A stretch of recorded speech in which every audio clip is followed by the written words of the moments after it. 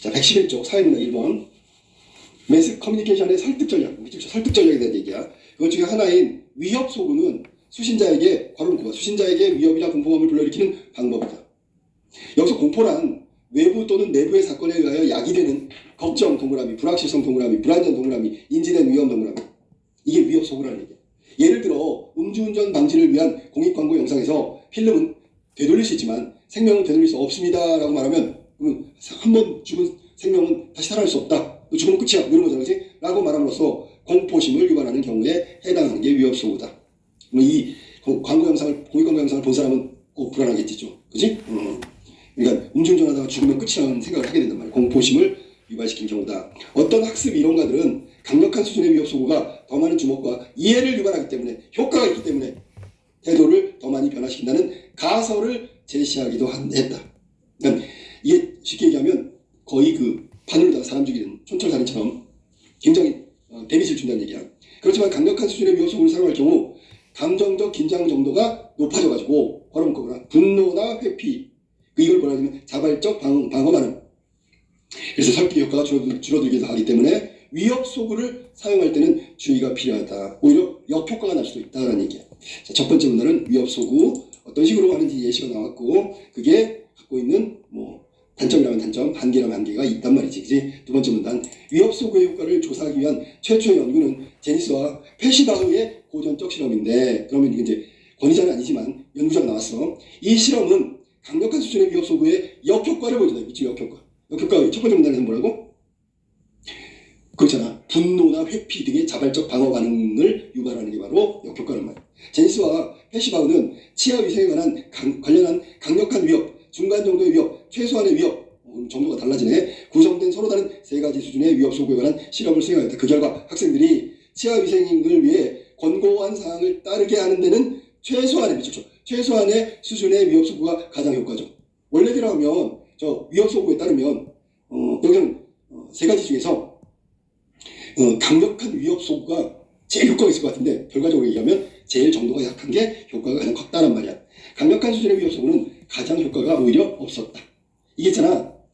어떤 질문에 보면 전쟁 억지력이라는 게 있어. 전쟁 억지력. 전쟁을 못 일으키게 하는 건데 이게 있잖아. 상대방한테 지나치게 강력한 무기를 만들겠다, 전쟁을 하겠다 이렇게 하면 상대방도 대비를 해. 오히려 전쟁 유발 효과가 난다고. 그럼 비슷한 거야. 지나치게 강력한 위협은 오히려 반발심만 자극하지. 그지? 자, 그래서 위협 소구가 너무 강하면 커뮤니케이션의 효과를 감소시킨다는 증거였다. 그러나 이후에 진행된 위협 소구 연구에서 이와는 다른 결과가 나타나기도 하였다. 레벤달과 나이스, 또 다른 사람이야. 금연에 관한 위협 수준을 달리하는 실험을 수행하였는데 그 결과는 강한 위협 혹은 공포가 태도 변화를 촉진시킨다는 사실을 보여주어. 그러니까 아까 했던 치아 위생하고는 반대의 결과가 났다는 얘기야. 그래서 제니스와 페시바흐의 연구 결과는 상반된다면 좋죠. 정반대된다는 얘기니까 위협 소구가 강하면 강할수록 효과가 있었단 말이야. 그럼 지금 보면 하나는 치아 위생이고 하나는 금연이잖아. 사안에 따라서 다르다는 얘기지. 그지?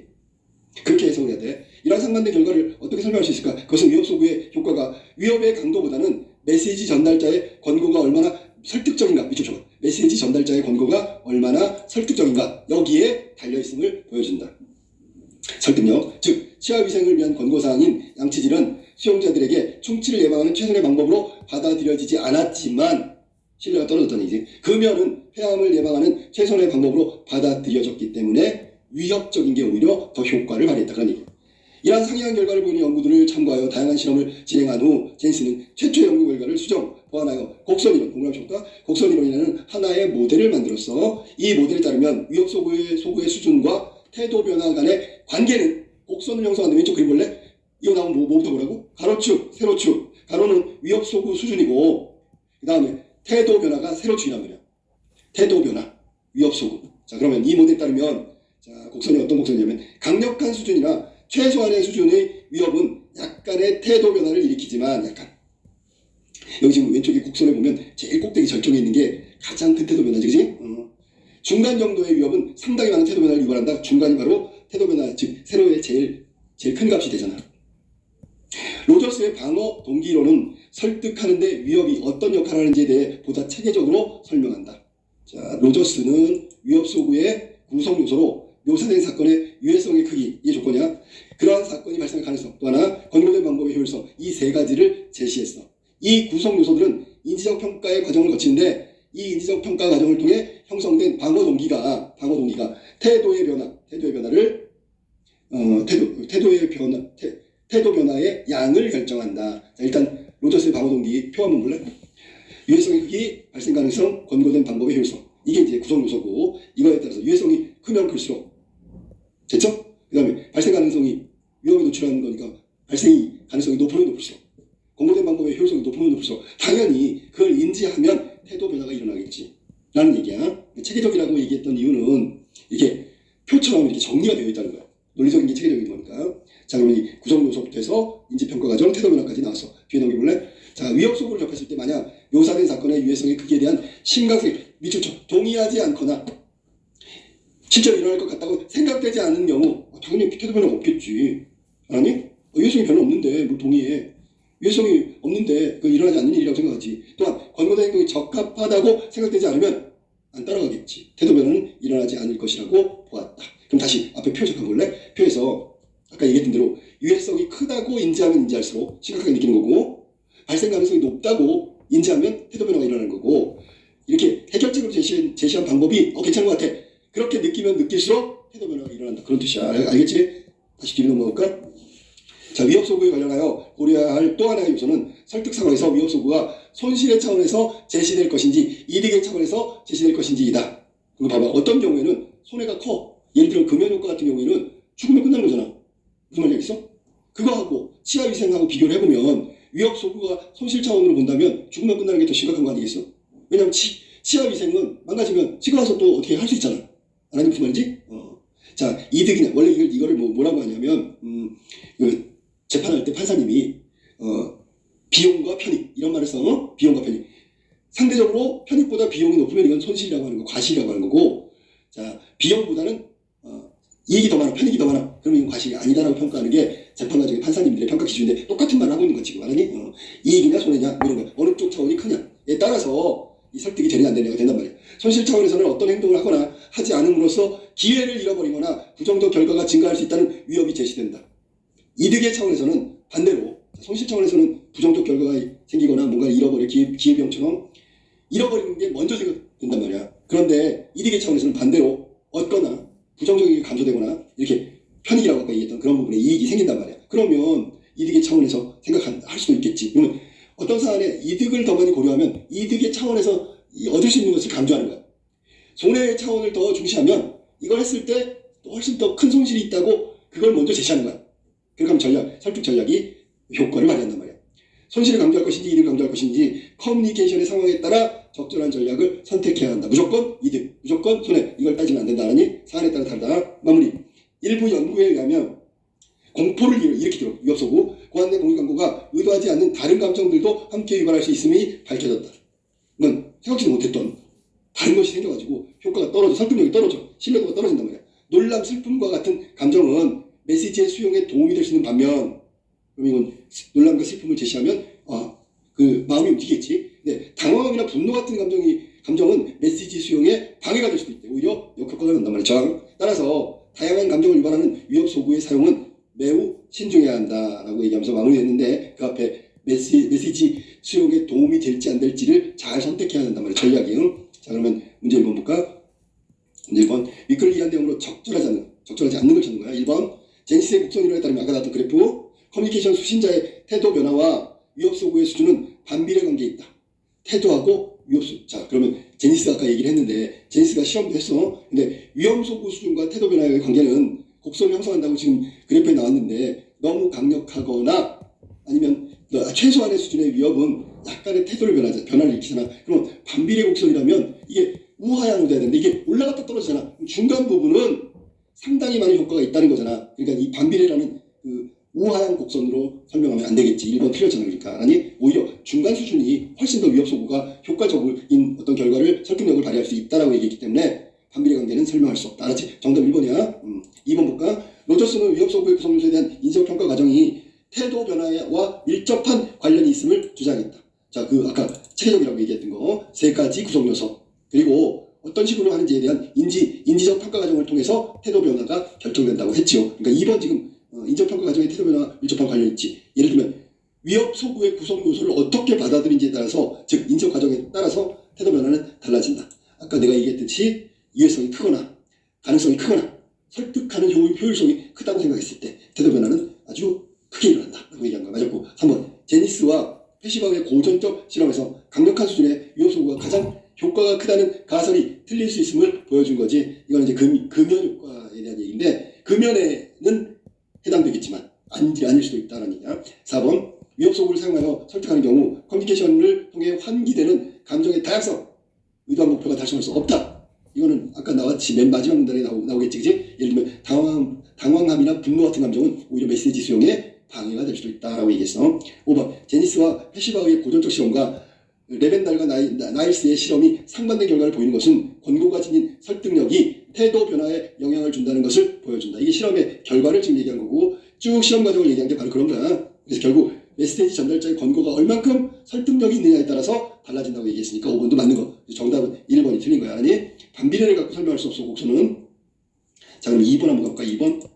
윗글의 가와 보기의 나를 비교하여 이한 내용으로 적절한 걸 찾는 거네. 자, 그러면 윗글의 가는 위협 소구고, 나는 적정 이론이네. 이 두 가지 이론을 개념 잘 파악해야 돼. 자, 적정 이론은 수신자가 지닌 신념 태도에 반하는 주장을 수신자에게 약하게 노출시킴으로써 개인의 태도와 신념이 외적인 변화 요인에 저항력을 가지게 할 수 있다는 커뮤니케이션 이론이다. 저항력. 설득 과정에서 미리 같은 종류의 약한 커뮤니케이션을 주어가지고 면역을 만들어 두면 강한 설득을 받아도 저항하게끔 된다는 것이다. 자, 그럼 두 가지 이론을 비교해야 돼. 두 가지 이론을 비교해가지고 확인하는 거야. 1번부터 봐볼까? 가와 나는 모두 강력한 수준의 메시지가 커뮤니케이션의 목적을 달성하는 데 유리하다. 자, 가는 아니지. 가는 강력한 수준이라고 해서 반드시 효과가 있다, 설득력이 있다 이렇게 말할 수는 없다고 나왔기 때문에 아니고, 2번 가나 모두 메시지의 반복적인 전달이, 자, 반복적인 전달 밑줄 쳐볼까? 이건 나만 해당된다고 봐야 되겠지? 왜냐면 약한 걸 반복적으로 한다 이렇게 생각하면 되는 거야. 그리고 위협 소구는 마찬가지네. 반복이란 말을 쓰면 안 되겠네. 위협 소구는 그 메시지의 내용이 위협적인 거지 반복이 아니잖아. 그럼 이건 가나 모두 아니란 말이야, 반복적인 게. 3번 가는 커뮤니케이션 과정에서 수신자의 신념 강화, 수신자라는 단어가 나온 건 나야, 나 아니? 나는 약화하는 메시지 전달한다. 이것도 틀렸죠, 그지? 위협 소구는 수신자의 신념하고 아무 상관이 없죠. 여기 적정 이론에 해당되는 거고, 그다음에 태도 변화가 있잖아. 수신자의 태도 변화를 일으키는 거야. 메시지를 통해서 말이야. 그게 이제 강력하냐 아니면 중간이냐 약하냐 이 정도 차이지, 그지? 근데 적정 이론은 뭐야? 약한 메시지 자꾸 줌으로써 강력한, 나중에 자기가 갖고 있는 수신자의 신념이나 태도를 약화시킬 수 있다. 조금씩 무너뜨린다 그런 얘기야. 자, 그러니까 지금 3번도 틀렸네, 그지? 4번 가는 이성적 차원에서 벌써 틀렸어. 감정이잖아. 분노 유발 알았니? 공포심이잖아. 그러니까 틀렸죠. 읽으면 많아요 이거. 근데 5번 가는 이성적 차원, 나는 감정적 차원에서 수행될 때보다 효율적인 커뮤니케이션이 될 수 있다. 그치, 맞아. 감정이 아니지. 잠깐 착각했어, 선생님이. 5번 가는 수신자의 태도 변화를 유도하는 것에 나는 수신자 태도와 신념이 변화를, 보기에 보면 수신자의 신념 태도에 반하는 주장을 함으로써 외적인 변화 요인에 저항력을 가지게 할 수 있는 커뮤니케이션 이론이라고 했으니까, 가는 수신자의 태도 변화를 유도하는 거, 아까 로저스 나왔잖아. 체계적으로 나는 수신자의 태도와 신념의 변화 요인에 저항력을 가지게 하는 거. 5번 정답이지. 정확하게 설명하고 있네. 정답은 5번이야.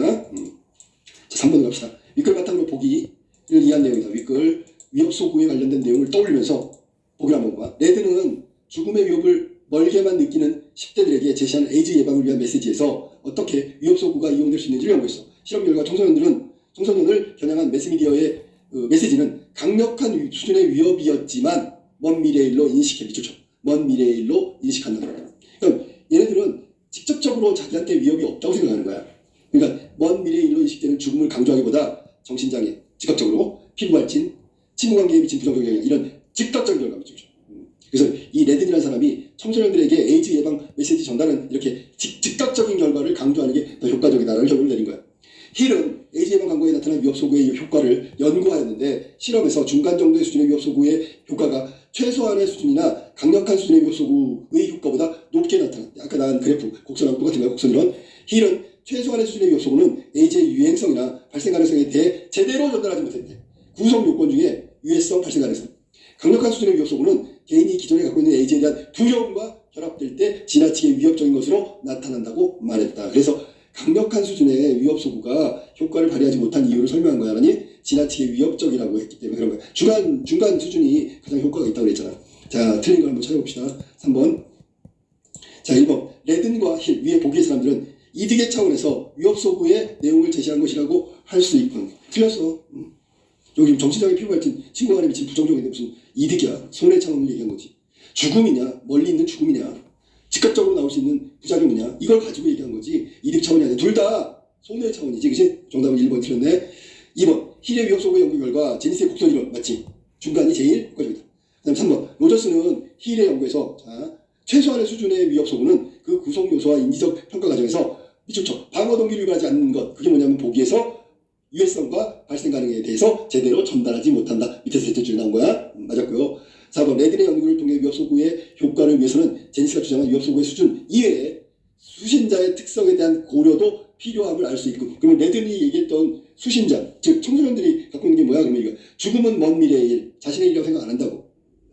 즉각적인 걸 더 어떻게 즉각적인 것에 더 설득이 된다는 얘기지. 이건 청소년이라는 그 청소년 부류의 특성을 이용해야 된다는 뜻이니까 이것도 맞았죠. 5번. 제니스는 레든의 연구에서 죽음이라는 강력한 수준의 위협 소구에 비해 정신장애, 피부 발진 등을 강조하는 위협 소구가 중간 정도의 위협 수준이라고 평가할 수 있다. 자, 미쳤죠. 중간 수준의 위협 수준. 이 얘기는 레든 입장에서는 중간 수준이 뭐냐면 아까 얘기했던 강력한 것보다 최소한보다 중간 수준이고 중간 수준이 효과를 발휘한다고 했으니까 여기 지금 밑에 보면 힐의 얘기도 거기 나오지, 그지? 그러니까 효과를 낸다는 거야, 효과를. 둘 다 가장 효과적인 게 뭘까? 그러면 중간 수준 혹은 직접적인 거, 알았니? 그런 뜻을 포함하고 있는 거예요. 그러면 레든이 실험에서 강조한 건 죽음보다는 즉각적인 결과를 강조했지, 그지? 그러면 곡선이론에서 보면 효과가 나타나는 게 중간이잖아. 근데 그때 죽음은 너무 강력하니까 정신장애, 피부 발진 이게 중간 메시지란 말이야. 그게 효과가 있다는 뜻이니까. 자, 그래서 정답은 1번이 틀린 거고요. 이득 차원이 아니라 손해 차원이라고 하면 돼. 4번 문제 갈게요. 윗그릇 바탕을 보기에 공익광고 밑줄 치고. 공익광고 메시지야. 자, 그럼 공익광고인데 대해서 판단한 내용이야. 건전지 분리 배출하기. 그 다음에 빙산이 사라지면 지구의 미래 사라진대. 강력한 메시지지. 다용도 컵을 사용할 때마다 사라지는 나무의 수가 줄어듭니다. 이익의 차원으로 설명할 수 있다. 자, 그럼 밑에 선택 정보가 1번부터 나에서 수신자의 감정적 긴장 정도가 높아졌대. 그러면 이거는 위협 수준이 있잖아. 아주 강력하다고 볼 수도 있어. 알았니? 자발적 방어 반응이 나타난다. 이게 역효과라고 그랬지, 그지? 빙산이 사라지면 우리도 사라진대. 너무 공포심과 이런 부분들이 강조되어 있단 말이야. 그러니까 수신자의 감정을 유발하는데 그게 뭐냐면 방어 감정. 아이 설마 뭐 이런 거 알았니? 안 믿어 이거. 이게 본문에도 나오잖아. 역효과라고 아까 선생님이 얘기한 거 맞았고요. 2번. 나의 위협 소구를 통해 수신자가 지구환경을 보호하는 방향으로 태도를 변화시킬 것을 기대하는 것으로 볼 수 있고. 여기 다 태도 변화야. 설득력은 다 태도 변화라고. 알겠지? 무슨 말인지. 이거 건전지 분리 배출하라는 거고 환경을 지켜야 된다고 얘기하고 있는 거야. 그러니까 이게 설득력이란 말이야. 위협 소구를 통해서 나는 빙산이 사라지면 지구의 미래는 사라지고 그러면 우리도 사라지는 거야. 알겠지? 위협 소구 맞았어. 그 다음에 이 광역광고의 목적은 바로 저거란 말이야. 태도 변화. 3번. 다의 로저스 이론에 따를 때 로저스 이론 권고된 행동의 효율적 평가가 태도의 변화에 영향을 미칠 수 있다. 권고된 행동이 뭐야? 다회용 컵을 사용하는 게 권고된 것이지요. 그 태도 변화 일으키겠지. 왜? 그거 하면 어떻게 되는데? 뒤에 게 나오잖아. 나무의 수가 줄어듭니다라는 위협 소구를 썼지만 실제로는 다용도 컵을 사용하면 어떻게 돼? 나무가 유지되거나 더 늘어나겠지. 무슨 말인지 알겠지? 그러니까 권고된 행동의 효율성 평가가 태도 변화에 영향을 미칠 수가 있겠지, 그지? 효율성, 이득이다 뭐 이런 얘기니까. 4번. 나의 메시지는 손실 차원에서, 다의 메시지는 이득 차원에서. 이거 이득 차원 미쳤죠. 이게 바로 효율성과 관련 있는 거야. 5번. 나와 비교할 때 다는 최소한의 수준의 위협을 사용하는 것이라고 볼 수 있겠군. 자, 정답은 5번이 틀렸네요. 자, 여기 보면 나는 빙산이 사라지면 미래도 사라진대. 강력한 수준의 위협이지, 그지? 이건 알겠지, 그지? 그렇지만 가는 분리수거 배출하자 그랬잖아. 그러면 위협 소구는 없지요. 행동을 어떤 제시한 거지 위협하는 건 아니잖아. 그러면 가는 위협 소구가 없는 광고야, 공익광고. 그러니까 최소한의 위협 수준이 있다고 얘기하면 안 되겠지요.